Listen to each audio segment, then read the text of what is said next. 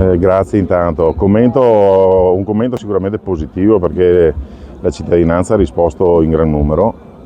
Vuol dire che l'iniziativa dell'amministrazione è stata una iniziativa molto apprezzata. La giornata ci ha dato fortunatamente ragione. Abbiamo avuto il sole che negli ultimi giorni aveva così un po' fatto fatica a uscire. I ricordi sono stati commossi da parte di tutti quelli che hanno parlato. Vuol dire che Poldo effettivamente ha lasciato un segno indelebile in quella che è la comunità di San Pietro di Feletto, ma credo anche in tutta la comunità della nostra Pedemontana, grazie anche al lavoro che lui aveva fatto per il riconoscimento UNESCO, che fortunatamente nel 2019 ci è stato concesso sostanzialmente.